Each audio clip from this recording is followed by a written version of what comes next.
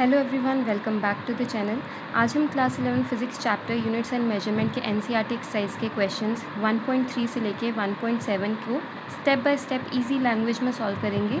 हर question को simple tricks के साथ समझेंगे। सो चलिए स्टार्ट करते हैं। सो फर्स्ट क्वेश्चन है हमारे पास, हमें कैलोरी 1 कैलोरी की वैल्यू दी गई है 4.2 जूल्स, जहाँ पे 1 जूल की वैल्यू है 1 kg मीटर स्क्वायर पर सेकेंड स्क्वायर। अब उन्होंने बोला है कि हम एक नया सिस्टम ऑफ यूनिट्स इंट्रोड्यूस कर रहे हैं, जिसमें जो मास का यूनिट है वो हम लेंगे अल्फ़ा केजीस, जो लेंथ का यूनिट है वो लेंगे बीटा मीटर और टाइम का हम लेंगे गामा सेकेंड्स।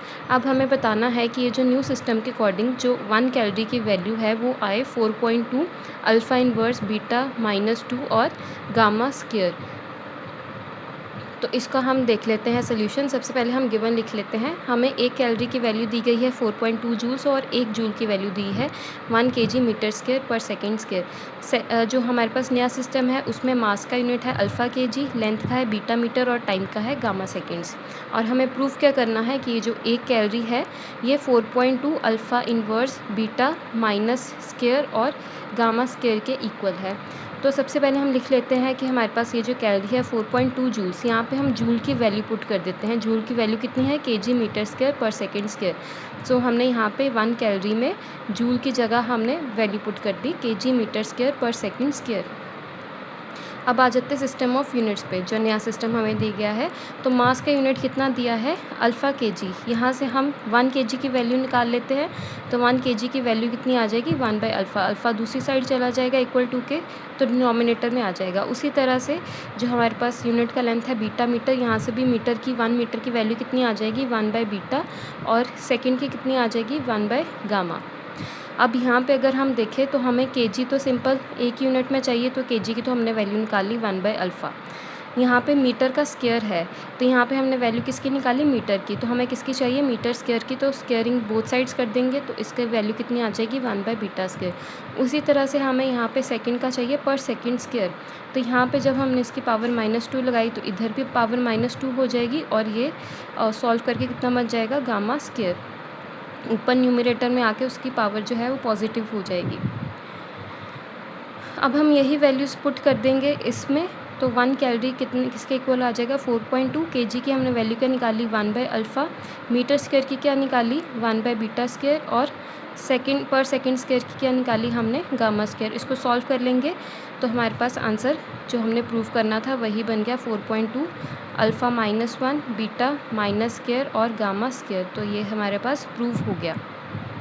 नेक्स्ट क्वेश्चन देख लेते हैं। नेक्स्ट क्वेश्चन में हमें कुछ स्टेटमेंट्स बताई गई हैं और हमें उनको बताना है कि वो स्टेटमेंट्स करेक्ट हैं कि नहीं।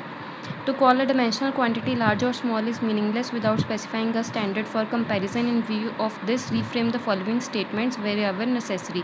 तो इन्होंने यहाँ पे क्या बोला गया है कि हम कभी भी जो हमारी डायमेंशनल क्वांटिटी होती है उसको हम कभी भी लार्ज या स्मॉल तभी बोल सकते हैं अगर हम उसका किसी के साथ कंपैरिजन करें। तो आगे कुछ स्टेटमेंट्स हमें दी गई हैं जिनको हमें थोड़ा सा मॉडिफाई करके लिखना है, उनको किसी ना किसी के साथ कंपेयर करके लिखना है। सो ये हमारा कंसेप्ट बेस्ड क्वेश्चन है।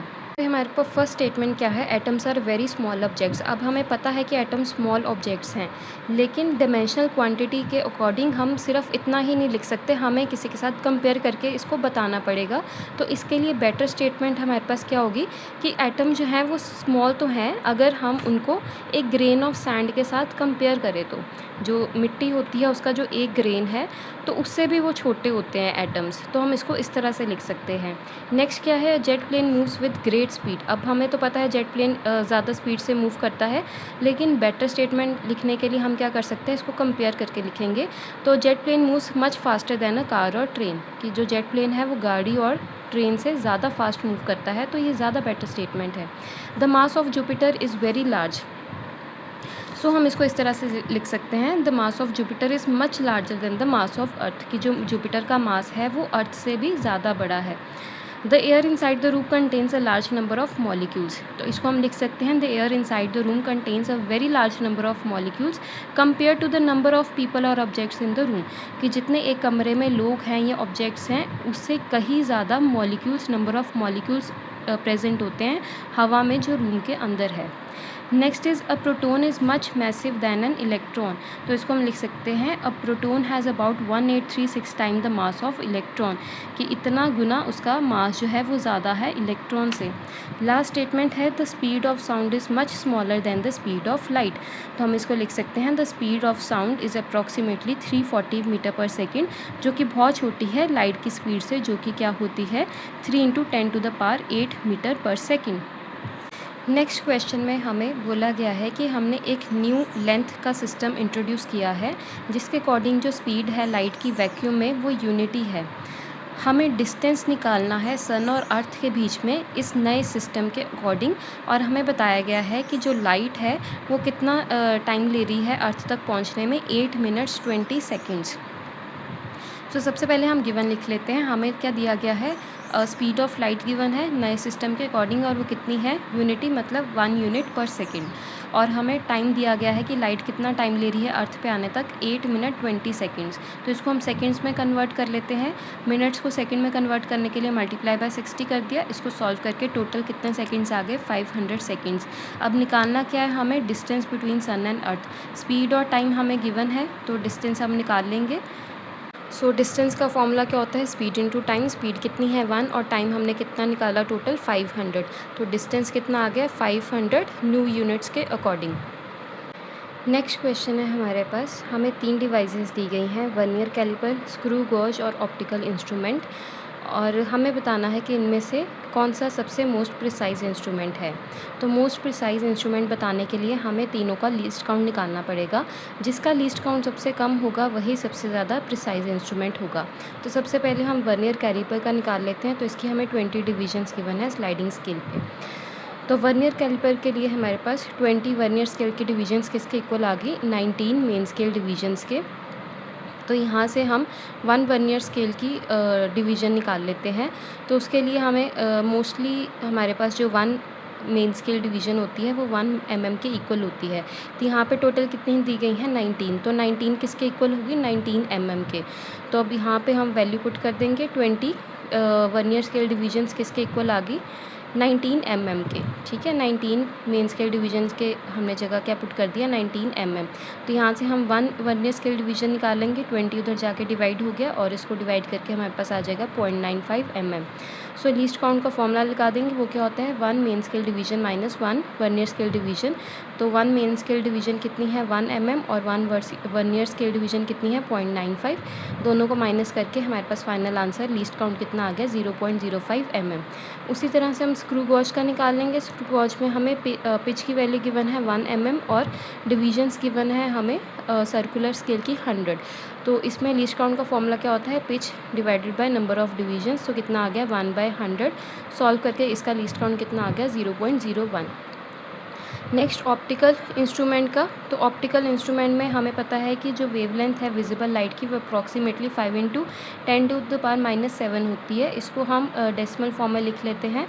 तो ये कितना हो गया 0.005 mm। इसको हमने कन्वर्ट भी कर लिया।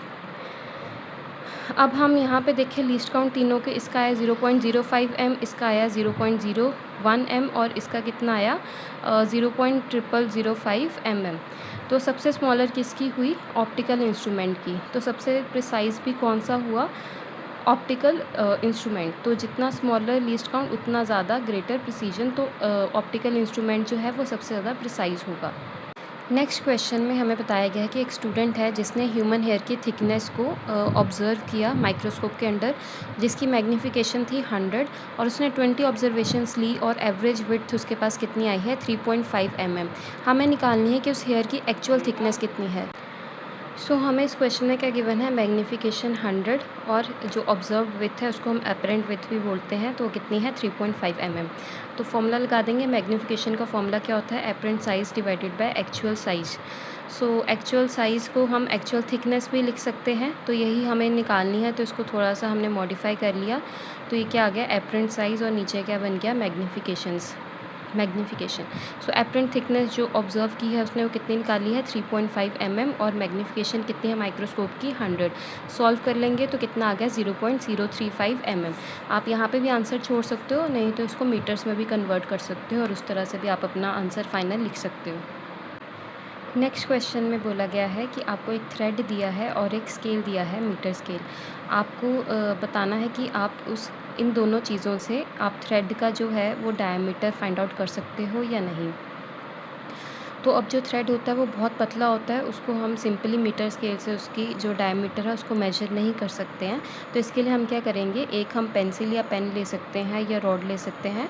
तो उसके अराउंड उसको हम जो थ्रेड है उसको उस अराउंड उसको लपेट देंगे।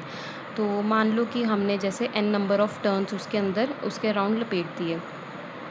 लेकिन हमें यहाँ पे क्या याद रखना है कि हमें बीच में कोई भी गैप नहीं छोड़ने हैं। अब जितना हमने उस पेन या पेंसिल पे जितना उस वो टर्न्स लिए हैं, लपेटे हैं उसके, उसको हम मेजर कर लेंगे। तो वो हमारे पास आ जाएगी लेंथ L। तो डायमीटर का फॉर्मूला क्या बनेगा इसमें, जितनी लेंथ वो टर्न्स की आई पेंसिल के ऊपर डिवाइडेड बाय कितने नंबर ऑफ़ टर्न्स हमने उसमें दिए। तो मान लो फॉर एग्ज़ाम्पल कि जो नंबर ऑफ़ टर्न्स है वो हमने दिए 100 और जो टोटल लेंथ उसकी बनी पेंसिल पे वो बनी है टर्न्स की 5 सेंटीमीटर। तो डायमीटर क्या हो जाएगा 5/100 और इसको सॉल्व कर लेंगे तो कितना आ गया 0.05 सेंटीमीटर। अब यहाँ पे एक आपको कंसेप्चुअल क्या याद रखना है कि जितने ज़्यादा आप टर्न्स रखोगे उतनी ही ज़्यादा आपकी एक्यूरेट रिज़ल्ट आएगा। नेक्स्ट क्वेश्चन में बोला गया है कि अगर जो स्क्रू गॉज है उसका हमें पिच गिवन है और उसकी 20 डिवीजन्स बताई गई हैं सर्कुलर स्केल पे। उन्होंने बोला है अगर हम ये डिवीजन्स को इंक्रीज़ करते जाएं तो क्या हम स्क्रू गॉज की जो एक्यूरेसी है उसको हम अनलिमिटेडली इंक्रीज़ कर सकते हैं या नहीं। तो अगर जहाँ पे भी एक्यूरेसी की बात की है तो मतलब हमें सबसे पहले निकालना है लीस्ट काउंट। तो लीस्ट काउंट निकाल लेते हैं स्क्रू गॉज का। अभी हमने पीछे फॉर्मूला किया pitch upon divided by number of divisions. तो पिच की वैल्यू हमें गिवन है 1 mm और the number of divisions given है 200। तो सॉल्व करके हमारे पास कितना आ गया 0.05 mm। अब हमें यहाँ पे क्या बात रखनी क्या याद रखनी है कि जितनी नंबर ऑफ़ डिवीजन्स इंक्रीज़ होंगी लीस्ट काउंट उतना ही कम होता जाएगा। तो अब लीस्ट काउंट जितना कम होगा एक्यूरेसी बढ़ेगी, लेकिन जो एक्यूरेसी है उसको हम अनलिमिटेडली इंक्रीज़ नहीं कर सकते हैं क्योंकि हमारे पास कुछ प्रैक्टिकल लिमिटेशंस भी होती हैं, जैसे कि मैन्युफैक्चरिंग डिफेक्ट हो गया, बैकलैश एरर हो गया, फ्रिक्शन हो गया या ह्यूमन ऑब्जर्वेशन की कुछ लिमिटेशंस। तो इसका आंसर क्या है कि नहीं, अगर हम डिविजन्स इंक्रीज़ करेंगे तो उसके साथ लीस्ट काउंट तो डिक्रीज़ होगा, लेकिन जो इंस्ट्रूमेंट है उसकी हम उससे एक्यूरेसी जो है वो इंक्रीज़ नहीं कर सकते हैं। नेक्स्ट क्वेश्चन में हमें बोला गया है अगर हम एक ब्रास रॉड का डायमीटर का मीन निकालते हैं जिसको हमने मेजर किया है वर्नियर कैलिपर से। तो वो क्वेश्चन में हमें बोल रहा है कि अगर हम 100 मेजरमेंट्स लेते हैं तो वो ज़्यादा रिलायबल क्यों है रादर देन अगर हम 5 मेजरमेंट्स लें। तो अब हमें पता है कि जब भी हम कुछ मेजरमेंट करते हैं उसमें कुछ ना कुछ एरर्स तो आते हैं। तो अगर 5 रीडिंग्स लेंगे तो उसमें जो रैंडम एरर का एवरेज होगा वो ज़्यादा होगा, लेकिन अगर हम 100 रीडिंग्स लेते हैं तो उसमें पॉजिटिव और नेगेटिव एरर्स आपस में कैंसिल आउट हो जाते हैं और जो मीन वैल्यू है वो ट्रू वैल्यू जो उसकी एक्चुअल वैल्यू है उसके ज़्यादा पास में होती है। इसीलिए हमें हमेशा ज़्यादा नंबर ऑफ़ ऑब्जर्वेशंस लेनी चाहिए ताकि जो हमारे एरर्स है वो कम से कम हो और जो हमारी रीडिंग हो एक्यूरेट आए और एवरेज वैल्यू के जो हमारी एवरेज वैल्यू है वो ट्रू वैल्यू के ज़्यादा पास में हो। So friends, this was the video. अगर आपको ये वीडियो अच्छी लगी हो तो आप इसको लाइक करो, अपने फ्रेंड्स के साथ शेयर करो और चैनल को भी सब्सक्राइब करो। मिलते हैं नेक्स्ट वीडियो में।